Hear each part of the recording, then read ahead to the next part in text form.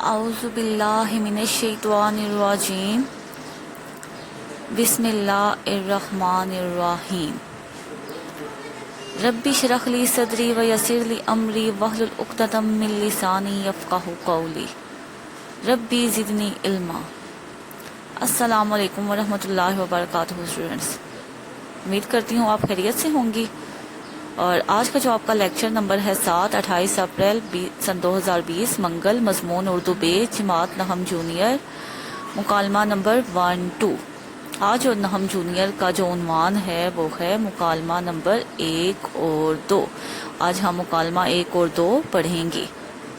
سرگرمی پہ آ جاتے ہیں بچوں۔ آج کی جو آپ لوگوں کی سرگرمی ہے وہ یہ ہے کہ دو دوستوں کے درمیان ماحولیاتی آلودگی کے موضوع پر آپ نے مکالمہ لکھنا ہے۔ میں آپ کو سیمپل کے طور پر مکالمے بھی پڑھا بھی دیتی ہوں تو آپ لوگوں کو سمجھ آ جائے گی۔ کتاب اوپن کرتے ہیں آپ کی اردو قواعد و انشاء۔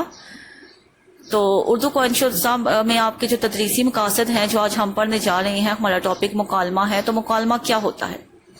تو میں آپ مکالمہ کے بارے میں آپ پڑھیں گے کہ مکالمہ دو یا دو سے زیادہ آدمیوں کے باہمی بات چیت کو کہتے ہیں۔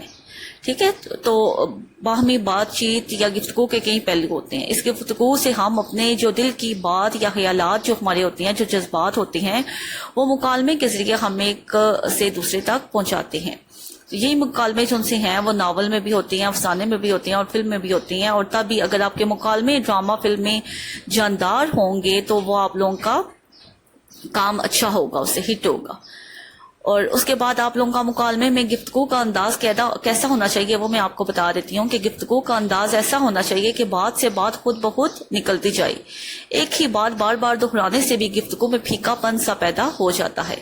تو جس قدر آپ لوگوں کی جو زبان ہے وہ مکالمے میں روزمرہ کے مطابق ہوگی، اتنا ہی آپ کا جو مکالمہ ہے وہ مؤثر ہوگا۔ تو آپ کو میں نے مکالمہ کی تعریف اور مکالمہ میں جو گفتگو کا انداز ہے وہ میں نے آپ کو بتا دیا کیسا ہونا چاہیے۔ اور آج جو ہم پڑھیں گے وہ ہے مکالمہ نمبر 1۔ مکالمہ نمبر 1 ہے آپ کا مریض اور طبیب کے درمیان مکالمہ۔ تو آپ دیکھ لیں گے یہ آپ کا سیمپل کے طور پر یہ آپ کی بک پہ جو ہے وہ یہ جو مکالمہ ہے مریض اور طبیب کا، یہ دیا گیا ہے کہ مریض کس طرح طبیب کے پاس آتا ہے اور وہ ان کی کیسی گفتگو ہوتی ہے کہ بے تکلف گفتگو ہے۔ ٹھیک ہے، جیسے دیکھیے حکیم صاحب السلام علیکم، وعلیکم السلام، تشریف رکھیے۔ حکیم صاحب تشریف رکھنا ہی تو مشکل ہے، طبیب کیوں بھائی ایسی کیا تکلیف ہو گئی؟ تکلیف ہی تکلیف ہے۔ تو آپ یہ دیکھیں کس طرح یہ ان میں ایک جو ہے وہ تسلسل سا ہے مکالمے میں، تو آپ کا بھی ایسا ہی ہونا چاہیے۔ اور اس کے بعد یہ اگلا جو آپ کا مریض اور طبیب کے درمیان جو آپ کا اگلا جو دیے گئے ہیں، جو 5 سیٹ اگلے ہیں وہ دیکھ لیں کہ اب گفتگو کیسی ہے کہ مریض جو ہے وہ طبیب سے پوچھتا ہے کہ آپ نے ایسا کیا کھایا تھا کہ آپ کے پیٹ میں جو درد ہو رہا ہے؟ تو پھر اس کو مریض بتاتا ہے کہ رات کی روٹی میں نے کھائی تھی، اور وہ رات کی روٹی کے بارے میں پوچھتا ہے کہ رات کی روٹی میں کیا ایسی بات تھی جو آپ کہہ رہے ہیں کہ میں نے رات کی روٹی کھائی ہے اور میری طبیعت خراب ہو گئی ہے؟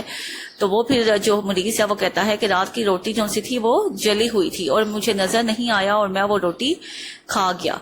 پھر مریض اس سے دیکھیں کس طرح بات کر رہا ہے کہ وعدہ کرو کہ آئندہ چلی ہوئی روٹی نہیں کھاؤ گے۔ مریض 100 بار وعدہ کرتا ہوں، ہائے میرا پیٹ۔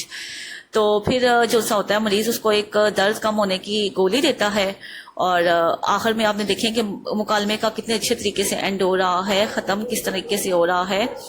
وہ مریض جو ہے وہ شکریہ ادا کرتے ہوئے چلا جاتا ہے۔ اب آپ کا نے جو مکالمہ نمبر 2 ہے وہ ہے آپ کا دکاندار اور خریدار کے درمیان۔ تو آپ اس کے بھی دیکھیں گے کہ دکاندار السلام علیکم سے آپ نے سٹارٹ کرنا ہوتا ہے مکالمہ، اور دکاندار وعلیکم السلام، آئیے تشریف لائیے۔ خریدار آپ کی دکان میں رومال بھی ہوں گے؟ دکاندار رومال ہی نہیں، جرابیں، بنیانیں، چھتریاں سبھی کچھ ہے۔ خریدار رومال بھی دکھائیے، نفیس سا، ریشم سا۔ آپ نے جرابوں کا ذکر کیا تھا وہ بھی دکھا دیجیے۔ اب اس کا اگلا حصہ رومال کے متعلق کیا فیصلہ ہے، کتنے پیش کروں؟ پھر ایک دیکھیے، اب میں آپ کو یہ سیمپل دکھانے کا مقصد یہی ہے، نمونہ دکھانے کا مقصد یہی ہے کہ آپ لوگوں کو پتہ لگے کہ جو مکالمے میں ایک بات چیت ہوتی ہے ہماری، وہ یعنی کہ ایک تسلسل میں بھی ہو رہی ہوتی ہے اور اس میں بے تکلفانہ گفتگو ہوتی ہے۔ اگر آپ تکلف والی گفتگو کرنا شروع ہو جائیں تو مکالمے میں وہ مزہ نہیں رہتا، وہ پھر پھیکا پن سا اس میں آ جاتا ہے۔